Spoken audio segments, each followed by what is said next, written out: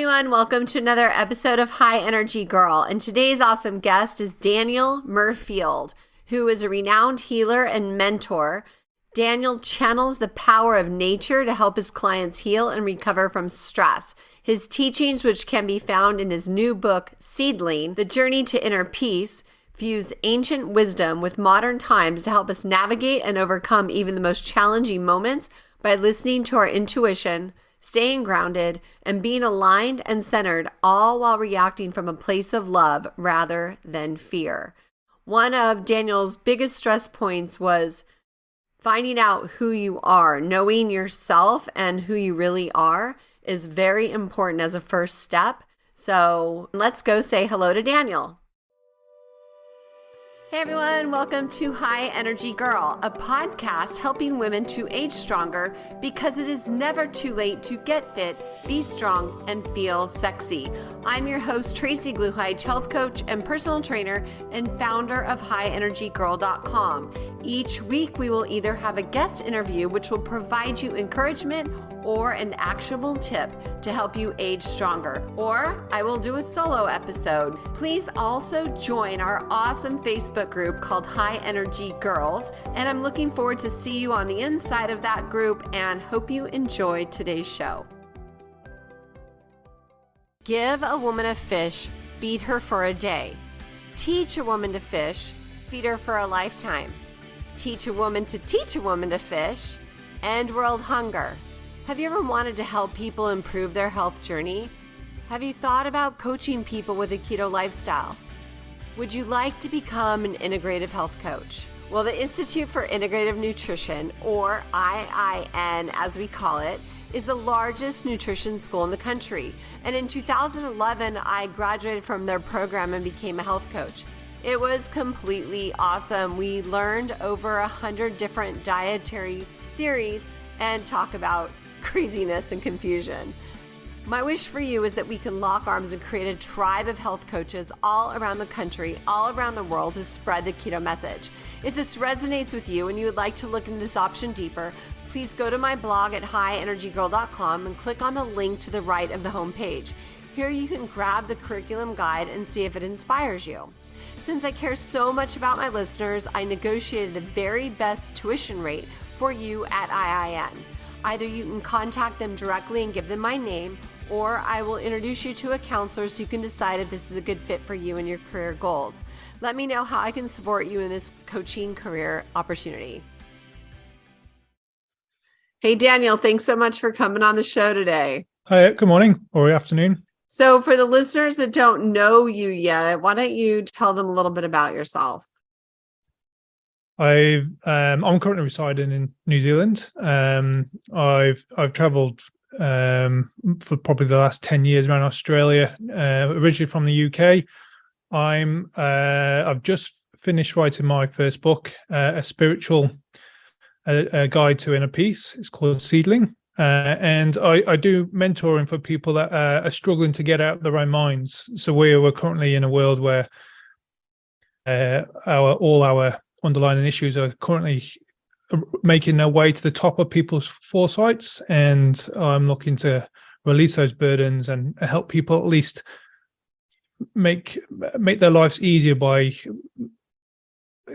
lining up simple processes that can help them make with daily decisions or deal with things from the past. You know, just a bit of guidance systems spiritually. It's all spiritually guided, so it's all internal peace as we move forward in life. We have to kind of know ourselves and know the boundaries and perspectives at which we are capable of. So how did you find yourself in that space? Well, my story is I've always been able to see things that aren't the normal. So our custom way of life is when we have our general routine that's set up for us. You know, we go to school, we get a job, we get married. I've always seen life outside of that realm or outside of that reality. So I remember when I was younger, I used to sit up in my bed and I used to watch people around my room, or when I was in certain places, and animals would attract and sit by me. So I've always had this kind of natural instinct, and then for a large portion of my teens and early 20s, I blocked it out. I didn't actually. I so when you're working in old philosophies and old routines and kind of like your generational, this is how life is. As you learn to kind of avoid yourselves, and you learn to avoid your purpose within life. I blocked it out for those reasons because I didn't think it was normal, and now I've done a complete circle, and I've come back to it, and now for the last 10 years I've been really embracing that part of me that was there when I was younger. And I feel like I feel the journey that we are taking as mankind and human and all that lot, it is going towards more spiritual, it is more going towards inner peace, and it is going towards this kind of harmonic balances where we shouldn't just look to this structure that's been designed for us. We should look to actually build this kind of customized value as individuals and help people on a collective basis by just recognizing them and their soul. Yeah, like I see this trend in that direction as well. All the books I'm reading right now, the underlying message that I've read seriously, like over and over, is go within. Everything I've been reading says go within. It's just serendipitous, Yeah, absolutely, and it's much needed as well. You think about it; it's not just this generation or 2 generations; it's thousands of years of this pain that we've never been able to process thoughts, realities. We're driven into our DNA system. We have this whole complex buildup of emotions that's just blocking our actual natural abilities to be actually healthy within our decision making, our processes of how we evaluate the world, what we align ourselves with. It's quite a dramatic change, but it's a change which the frequencies of planets and the energies within the universe at the moment are accelerating. So they're actually working with us if we embrace that spiritual journey. It's a really harmonic period of time that it's a privilege to be here at the moment. So do you feel like most people aren't even aware of all of that?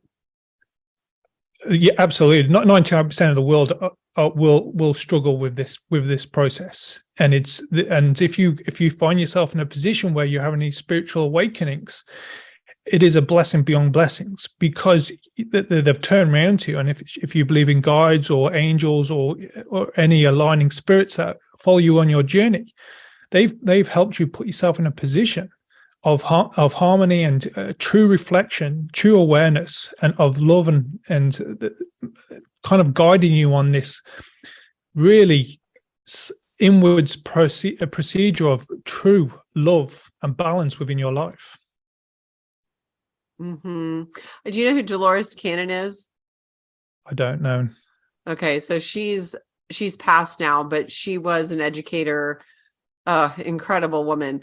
But I just heard one of her small little snippet videos, super old. She says that we are all born with a guardian angel, and they're waiting around for us to acknowledge them and to ask for their help. They won't cross our dominion or interfere with our choices, but they're there to support us. And when you finally ask, they're so excited that you're, needing them and they can do their job. It's absolutely. It's one of these. So when we look to nature, and we think of all the elements, the fire, water, and the 4 elements that actually guide us through life. Within nature is our family. Within nature is our 4th dimension. It's our spiritual guides. So we're living within a world, and this world within a world is the most supportive system that we've got within this lifetime, because it doesn't just help you kind of position yourself internally, it guides you physically. And people don't realize that the 4th dimension is past family members or spiritual guides that have been attached to your embodiment when you were born. So embracing your internal light and your true identity, your self-awareness, you attract frequencies, and within those spiritual guides that lady was talking about, they are ready to go. So anybody who embraces this journey, everybody wants to really acknowledge them, that they've been ready since the moment you were born. And this is a joyous thing about spiritual awakenings, even though they're very draining and tiring, there's still supportive energies there that you didn't even know that were with you the whole time. So it's very refreshing. Mm-hmm. It's really like, I feel like it's the natural process that people have been manipulated to believe in the more physical doctrine, like, for instance, back in the day before I was on my spiritual awakening, I was just a Bible thumping Christian, mama with my family. And, but I believe that many people believe that we are a body with a soul or a spirit rather than a spirit inhabiting a body. Could you address that? Yeah. So with my yes, I've always been able to predict my journey and other people up close to my journey. But recently, I've my expansion or my consciousness has changed direction the way it sees the world. And I've been able to see things in the future and things many years ago. And I'm just writing a blog. I've just actually released one now saying our origins. And our origins is a really interesting state within our embodiment. And our philosophy or our mindset of conditioning that we have now has limited from since that moment that we were put into a situation where we test of our true character. We have never been able to identify our true purpose within this planet. And that my vision was that there was a group of people, they were walking through, it was like a plains, it was like a valley plain, and they were hunting, and they went and got some pigs, and they had spears, and they were throwing at the pigs.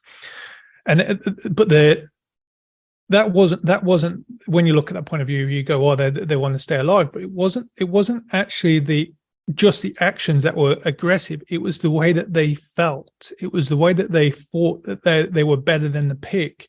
And when we're in our embodiment, we have to truly understand the purpose within nature. So this vision that I had, it's not always about what suits you. It's about the collective beliefs of being part of something bigger.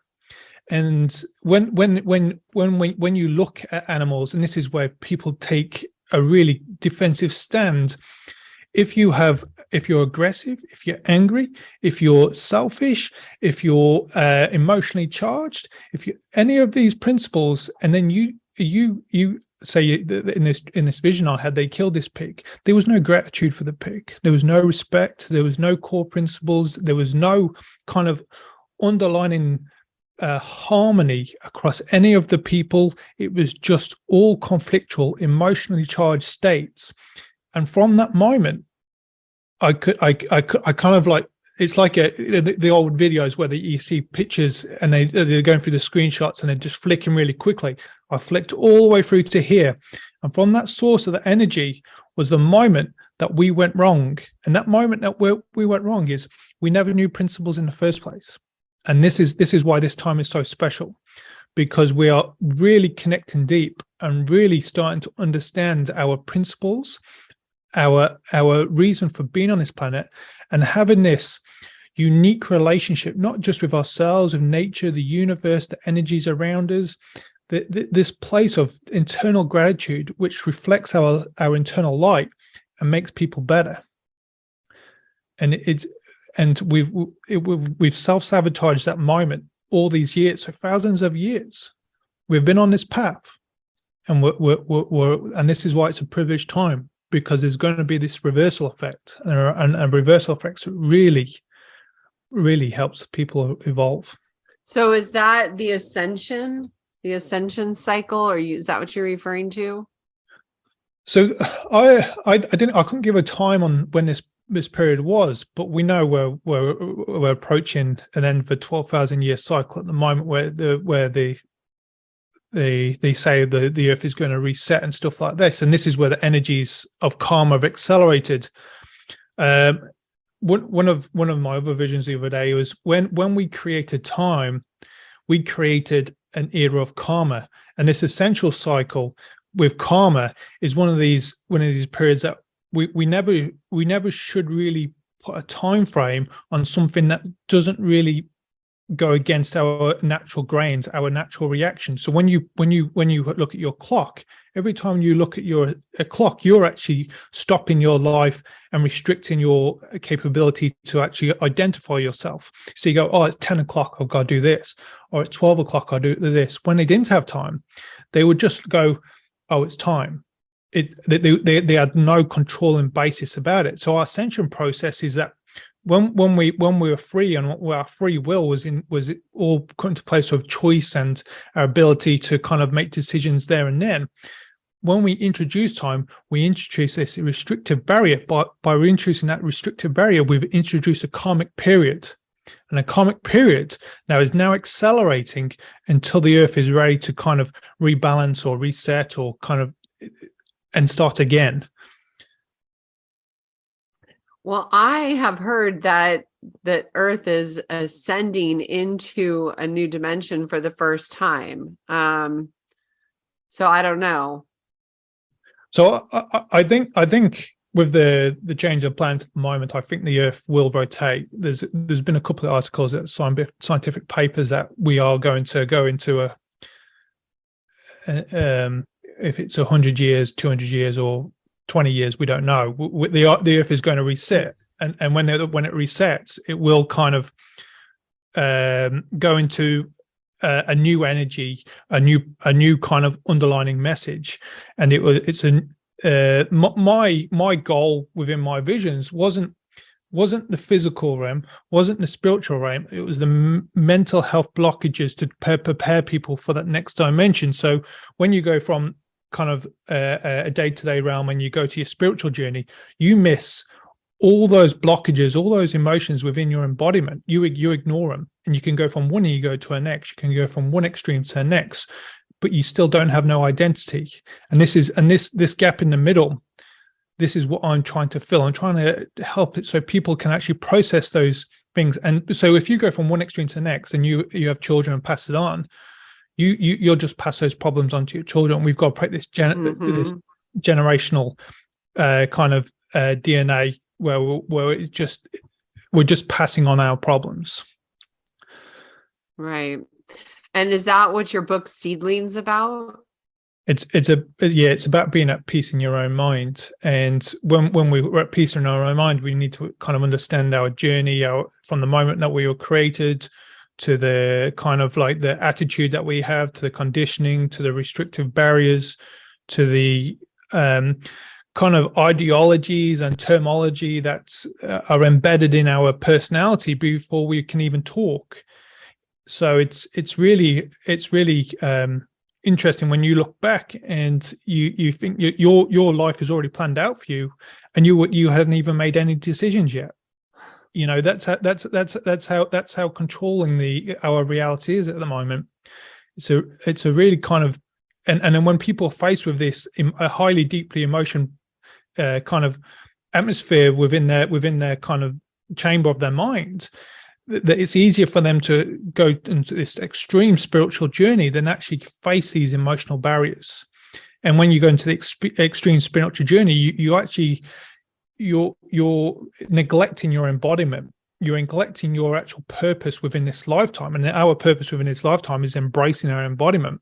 So we've kind of got to stop this trend and kind of allow people to heal, embrace their embodiment, and then take this spiritual journey and let them ascend that way, instead of going from one negative to one kind of really kind of as far away as possible, running for the hills kind of situation.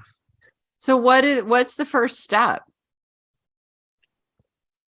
Well, when we look at everybody's position is different. So first step is always looking at the person as an individual. So when we look to nature, the balancing and quiet of nature, there was not one element or one energy that's equal. So when we look at someone who's gone through, and we've got to mention spiritual awakenings, they are really tiring. They are so draining that you if you're not used to that kind of energy, it can send you on just as much as a negative spiral than it can on a positive one, because you're going up and down, and you're really struggling. So we've got to look at people's identity. We've got to look at their stories. We've got to look at their unique characteristics, because within their mind, within their story, There's nobody will ever know what they've been through. There's nobody what will know their story, how they how they felt, what they reacted. If you had an event where one person, an event happened and 4 people were watching it, you might go, oh, logically this happens, they all affect the same. But each individual person sees it differently. They have their unique perspective on it, and they have their unique kind of personality trait from knowledge and wisdom which they've obtained, and how they read that situation. So when we look at people, we start from the beginning. We look at the balancing principles of nature. We kind of implement that into their life. And then we look at how they're using their feelings and emotions. And the difference between feelings and emotions is a critical part to knowing who you are. Okay.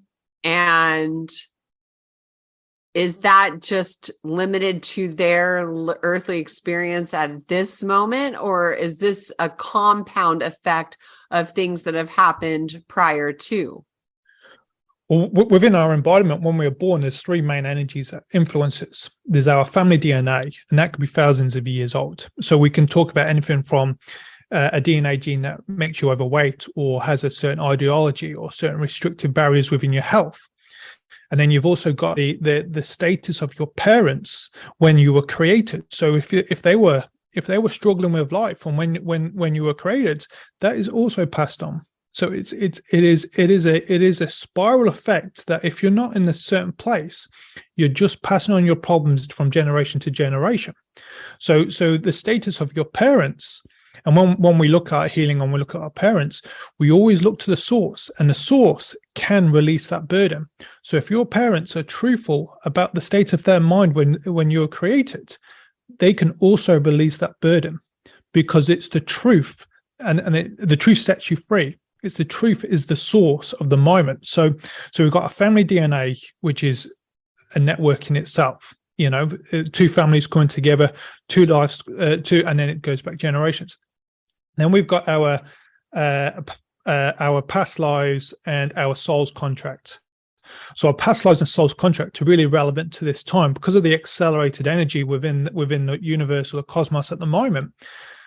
It determines how we come into this life. And if we've learned lessons from past lives, or we haven't learned lessons from past lives, it determines what type of body we come into, what kind of journey we're expected. Because within the which is the astrology is made up of it.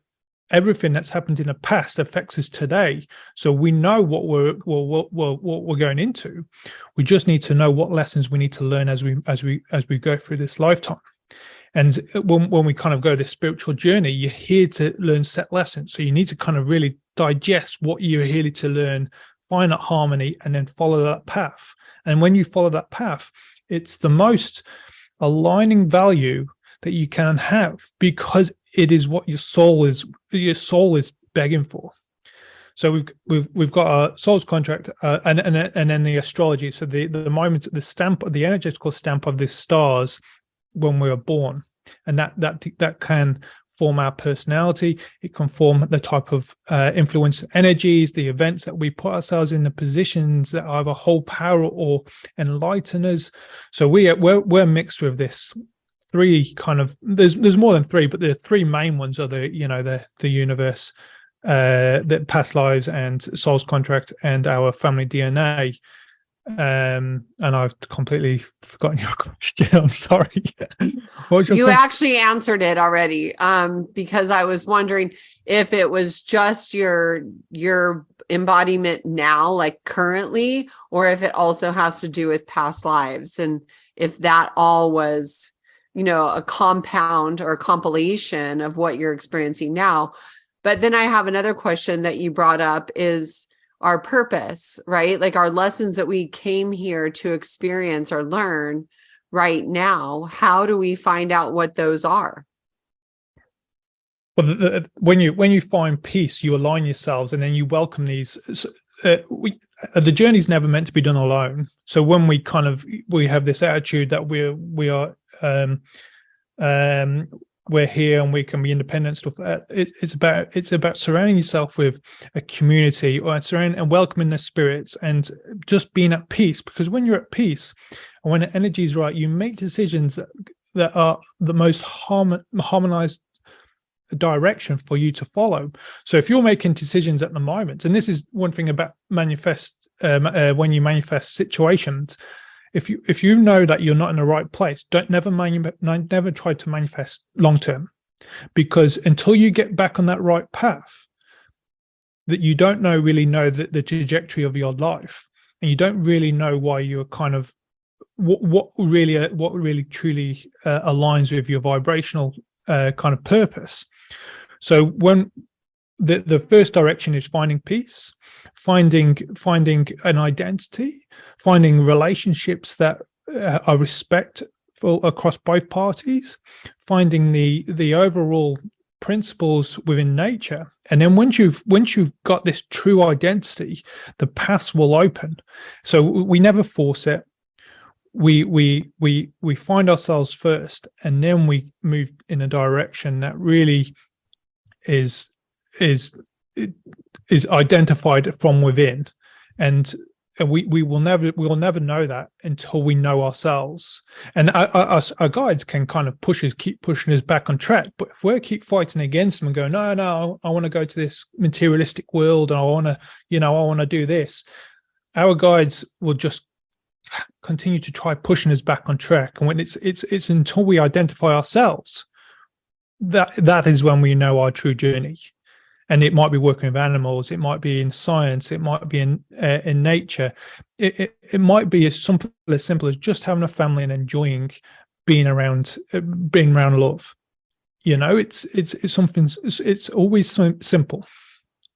What was your personal biggest catalyst to get you into this space again? Well, for me, the system makes you weak.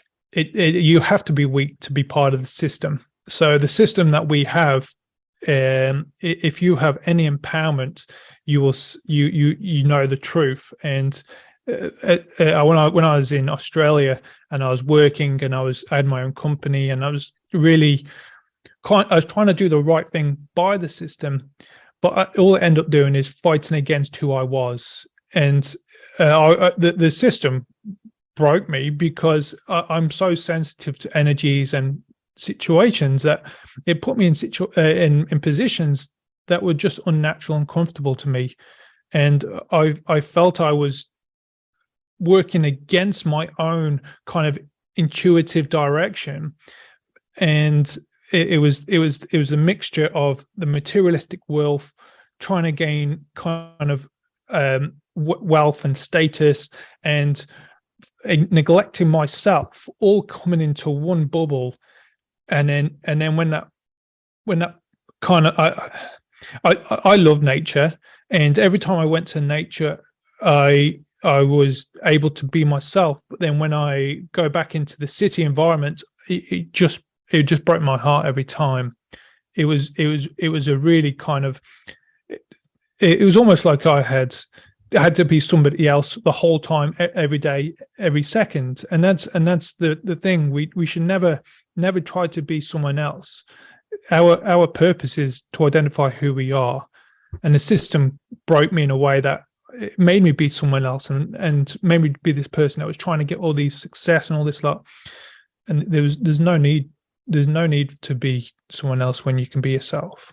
Mm-hmm. Yeah. And I think that honestly, that cities are designed for that purpose. I think that keeping us away from nature and in too much noise, there's so much noise in a city. And I don't mean just audible noise. I mean, just the energy noise. I feel like it's a disconnection. So where I live right next to a mountain, and I go there almost every day just to go and connect with the birds and the cows and the trees and the flowers. And, everywhere around me is nature, but I really do feel that that's the purpose of the cities. There's plenty of land and space across our world for people to inhabit. They don't all need to be clustered in a dirty environment, Absolutely, and I am on the same page as you with nature. I would quite happily walk around all day just watching the natural elements, watching the birds and the animals, and it's a home. It's a place, because when it's a place that you can actually know that there's nothing there that's got alternative motives or agendas or situations that will try and push you. And the one thing about nature, which the cities are complete opposite, is the exchange of energy. So within nature, we can actually not just grounding, but we enlighten ourselves. Every lesson that we need in life is within the planes of nature. So if you're thinking, oh, I'm working out to do this, even if it's logic or internal growth, the lessons that you need are always there. They're in plain sight. You just have to open yourself to them. And opening yourself up is one energy that you don't get in the city. So in our life, everything that we know is about the exchange of energy. And the exchange of energy is depending on your empowerment, your aura, what you welcome in, and what you kind of disregard. And within the cities, there's no empowerment and there's no aura. It is a constant attack on people's status, their personal kind of mind warfare or philosophy warfare on how life should be and stuff like that. So when you when you're working out the internal growth of yourself, you have to look at spaces. And if at the world at the moment, the economy runs the world. The economy, so everything is money driven. Everything is a materialistic kind of reality. So if you are driven by this picture, which I was within my old job when I was an electrician, you merge critical parts of your life to this materialistic world. You merge your eating, your exercise, your socializing, your downtime, your sleep, all comes under the umbrella of work. And one of the first steps of self-identification is understanding when you go into a space and when you leave a space. If you're under that umbrella of work constantly, you have no self-care or love outside of that theme. So, and that is one situation where it takes away your power. So the disempowerment is keeping someone in a state of in a closed state of their mind. So how do you free someone? Is you create spaces. You start these boundaries, and then you know internally that even if you don't say it, you'll start putting up boundaries for energies that are unhealthy to you. And that's what one of the atmospheres that the city brings to people's mindsets. They close it off, they restrict it, and they create a conditioned reality within that zone. Mm-hmm. So, do you believe that we are at a point in our world that, well, I've heard the term Great Awakening, where people are just waking up by the masses, and we're going into the ascension cycle so that the earth is moving into a higher density or higher dimension, whichever you prefer. And that whether we want it or not, the energies are coming to everyone here on the planet. And some people are going to respond and be open, and others are just not even going to know what to do with themselves. Is that something that you're familiar with? I can only speak on what I've seen and what I've felt. And when we go into this great awakening, normally when somebody goes into a state of, a kind of awakening or a spiritual enlightenment, they would normally hit rock bottom.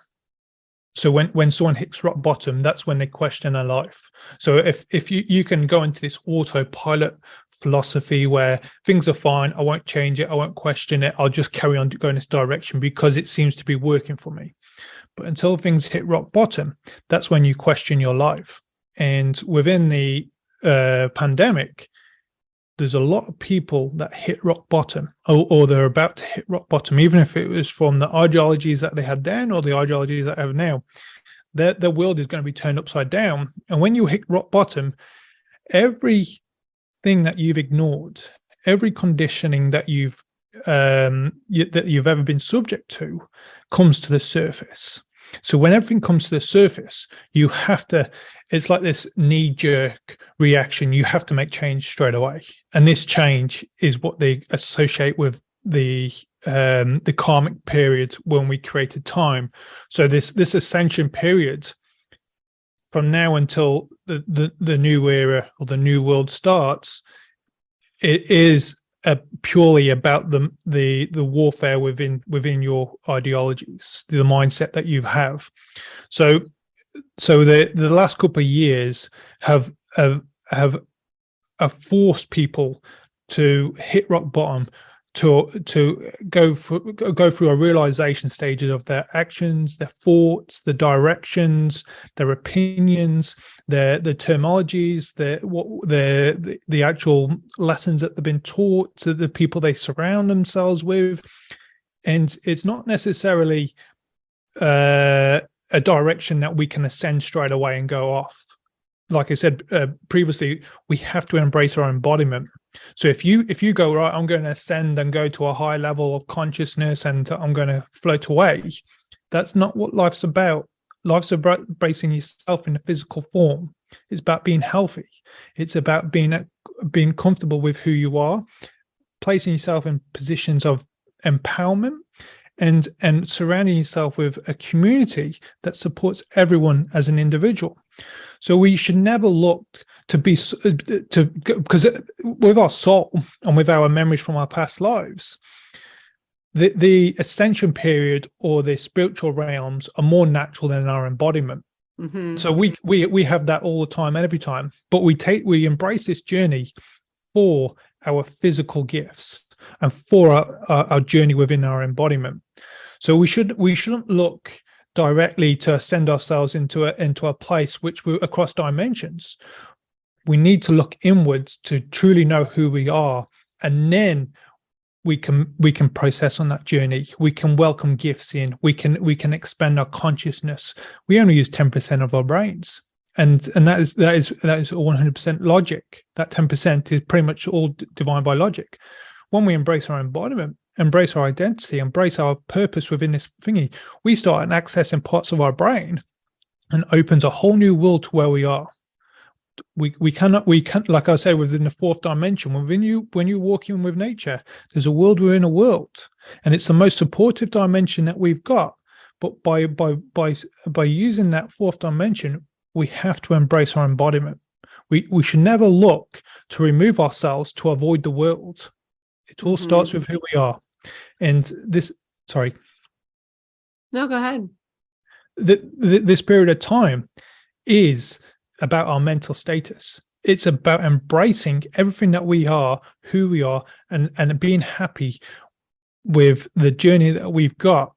So ascension stage to me, higher consciousness and stuff like that, it doesn't mean anything if you don't know who you are. Yeah. So, I mean, what I'm hearing is that it's not that we're leaving to go somewhere for ascension. Ascension's happening here with us now. It's not like we're leaving. It's just arriving for us here and now as the earth is also ascending. So that's what I mean by that. Okay, before I run out of time, or we run out of time, let's touch on your book. So can you lay us out the process on how the book will guide us to identify who we are, our purpose, and all of that? It's a channeled text. So this is direct from my guides. So for me, channeling it was easy. I have several different avenues and ways of receiving the information. So I could be hearing it, I could be seeing it in a vision. I could go into a meditation state and see a story. Like there's several different outlays. The actual within the book, the tyrant bit was actually getting the message right, and the critical part is getting the message right. The message that you receive is never wrong. It's how you translate that message into the book. And for me, it was a journey to find who I was again within myself. And within this book, it's made for the individual. So if you're in a certain stage where you're not truly gone through a kind of an awakening yet, and you read this book and you read, if it's not in the right place, it'll make you tiring because you're reading it and you're not actually letting the information flow through you. So, and that's one part of our journey. We have to, at all stages within our life, we should never let energy stop, just continuously flow. So within the book, there's 13 chapters, but the middle 11 chapters, they are divinely linked to the individual who reads the book. And we have feelings and emotions, we have balancing, we have relationship with nature, core principles, triggers and egos, leadership and economy, empowerment. There's a few of it anyway, and it's a kind of, it breaks down parts of your life which you can implement and really align yourself with your actions, your thoughts, and how you put yourself in positions. So if you, for example, we'll start with feelings and emotions. Feelings and emotions means the community at the moment has been emotionally charged, and it's been emotionally charged for thousands of years. So how do you break the barrier of making decisions that are emotionally charged to actually using your feelings and your gifts? Well, your feelings are, you see, you smell, you hear, you touch. Those are our gifts. But if we're using those gifts to fill an addictive state, how do we separate that barrier? And I kind of digest the way that, you know, with emotions, they're there. You can't control emotions, but they're there to experience. So, you know, you go to a celebration, a wedding, someone kind of like a birthday party and stuff like that.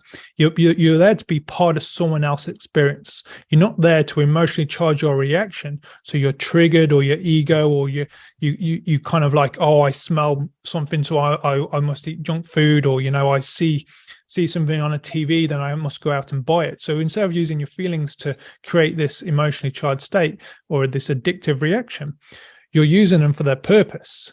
And I kind of go through the book, and through every layer, we talk about energy, the transfer of energy, and how a simple conversation between you and I can disempower you or can empower you so you make the correct decisions. And then we talk about the meditational state. So the meditational state, it's not being in that position, it's knowing your every action before you go into the meditational state.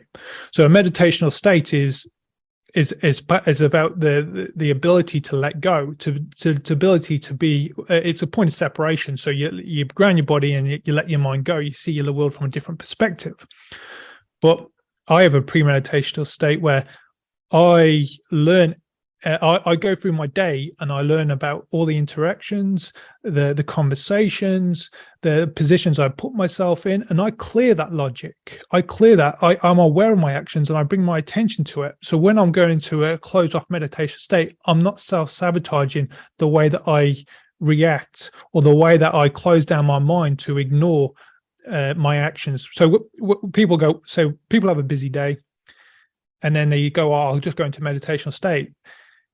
You never go into a meditative state to avoid, and the avoidance, you don't have to avoid life to go into a meditational state. You're already doing it. So you need to bring your awareness to everything that you do during that day, every exchange of energy, every kind of interaction, and then go into a meditational state. There's two different realities: logic and like a higher consciousness.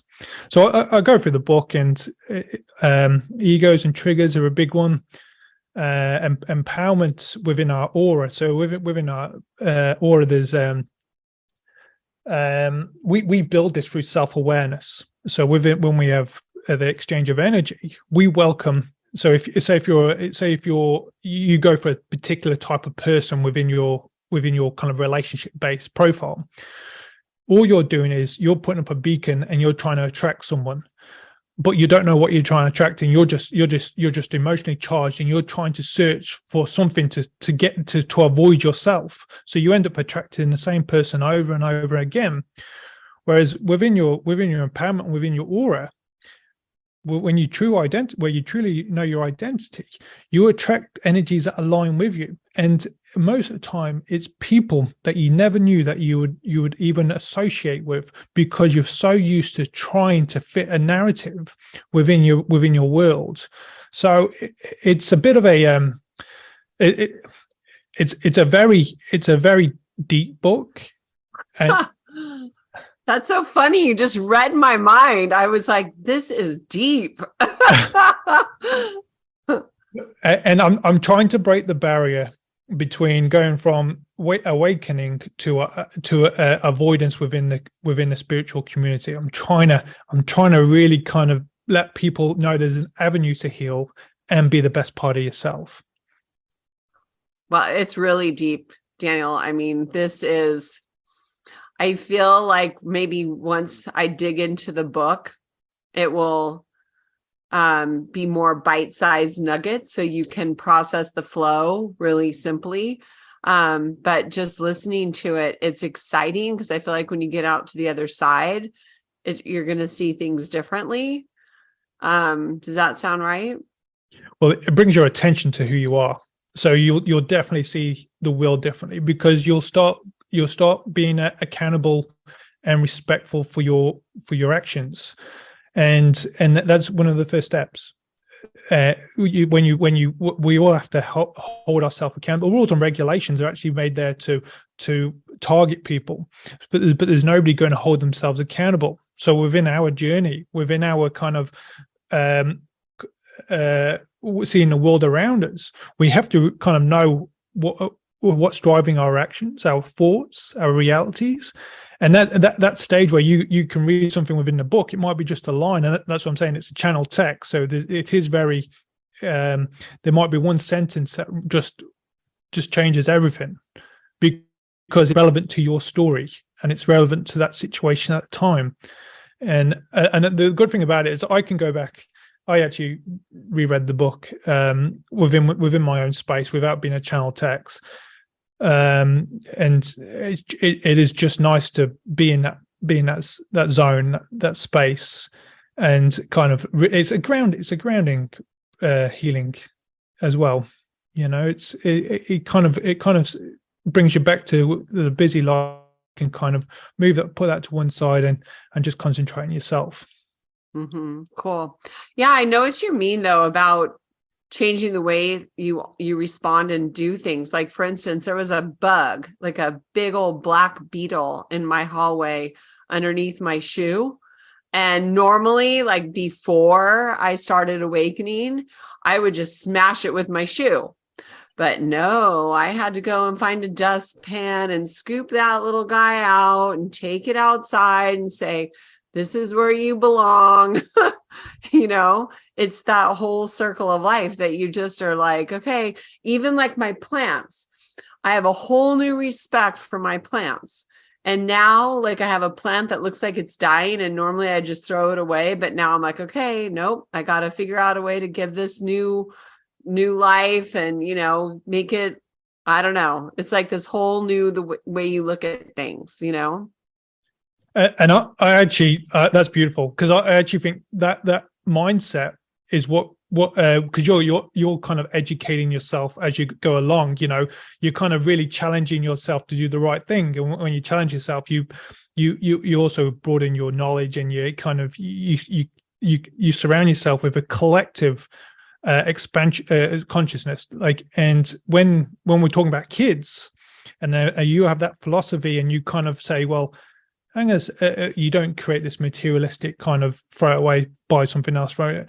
You're actually teaching them the simple principles that people can just appreciate what they have, and that little kind of like you're part of something, and you and the mindset means that they can think about their actions, and before they disregard something, or you know, you surround yourself with friends. It doesn't have to be kids, it can be anyone. You're creating people to expand their knowledge and be the best part of themselves, and it's such a blessing, because you can sit there afterwards and you can kind of you've got no alternative motive. There's no agenda profile to it. It is all because you wanted to do the right thing. And when you teach that across all generations and stuff like that, you there's a healing process in that, by just allowing people to have that little bit of knowledge, that little bit of gratitude and respect for the world that they live in. Mm-hmm. Yeah, everything's alive. I mean, it's crazy when you realize the whole thing about vibrationary beings, even like the rocks, everything has a frequency and is all alive. And it's crazy because most people, even myself, like 5 years ago, 10 years ago, I wasn't aware of that. So it's just learning and applying your knowledge each day so that you can open yourself up for new knowledge. Yep. Or a new remembering of the knowledge. Well, you're growing as a person, and that's part of you might be part of your soul's contract, this continuous because so when we look at our embodiment and the frequencies that you're just talking about, we are always adjusting our frequency within the logical realm. Summer, we can go on holiday. Winter, it's cold, we stay inside, and then we just repeat this year in, year out. Whereas there is not one year or season that's the same. So our body naturally adjusts to the frequencies and what's relevant at that time. It's kind of like this guidance system that we kind of take for advantage. But as the acceleration of the earth happens now, we have to learn to adjust with the acceleration of the frequencies.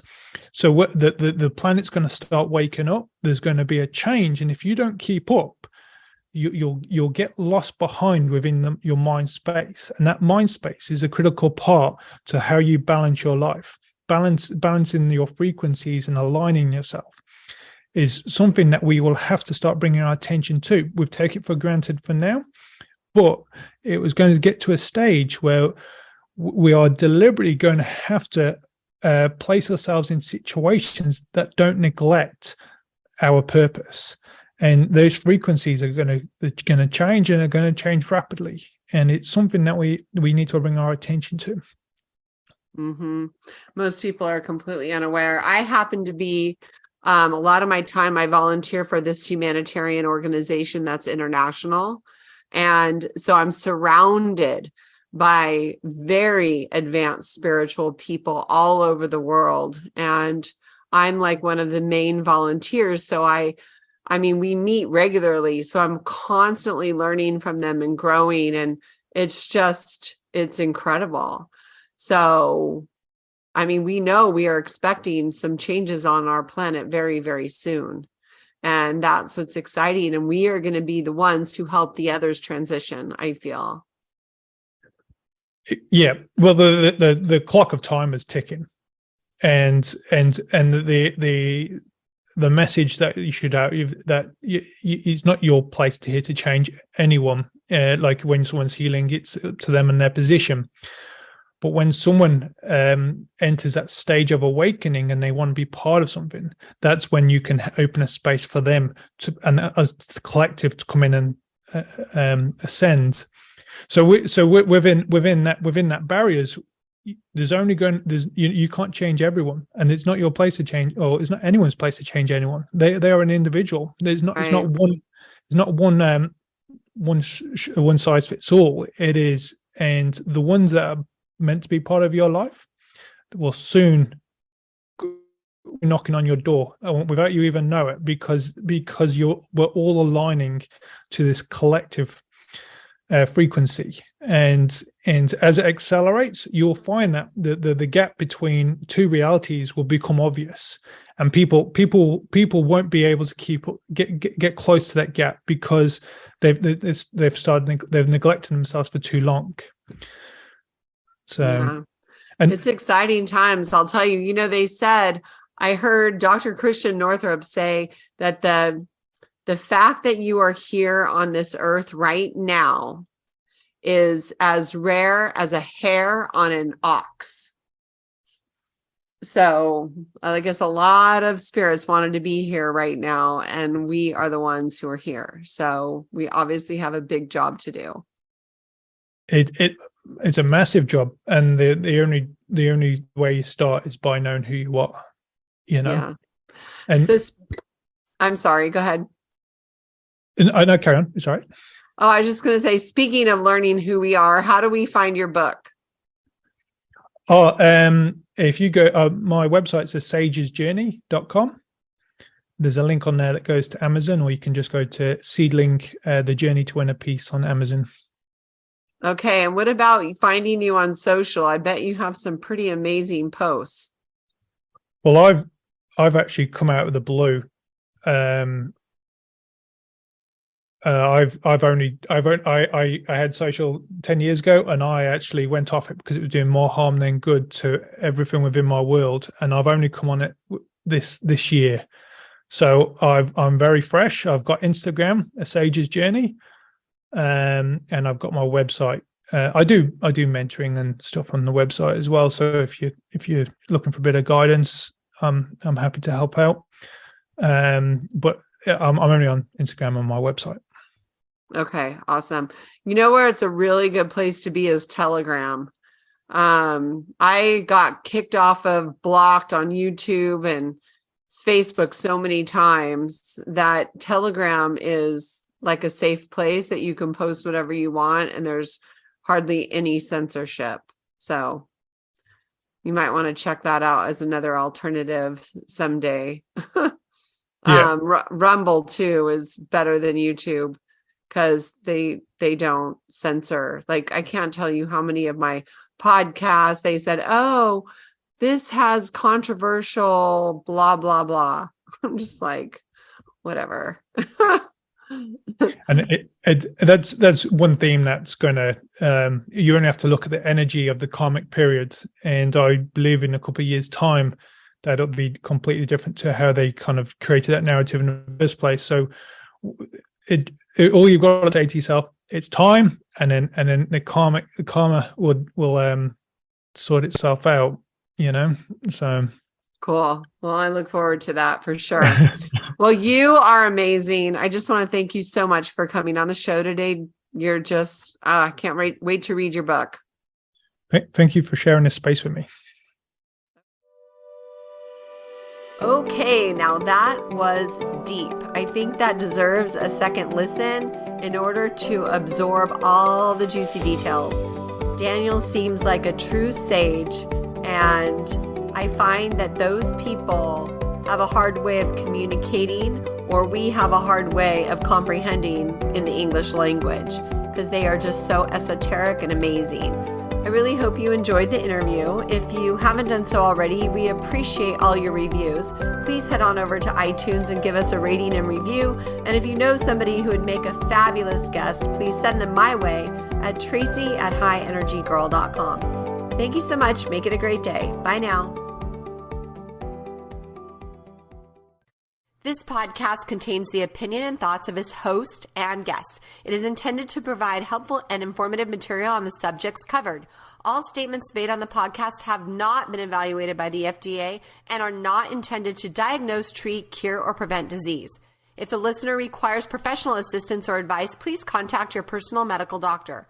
Both host and guest specifically disclaim any responsibility for any liability, loss, or risk, personal or otherwise, which is incurred as a consequence directly or indirectly of the use and application of any of the contents of these episodes. Like I said, this is my opinion and I could be wrong.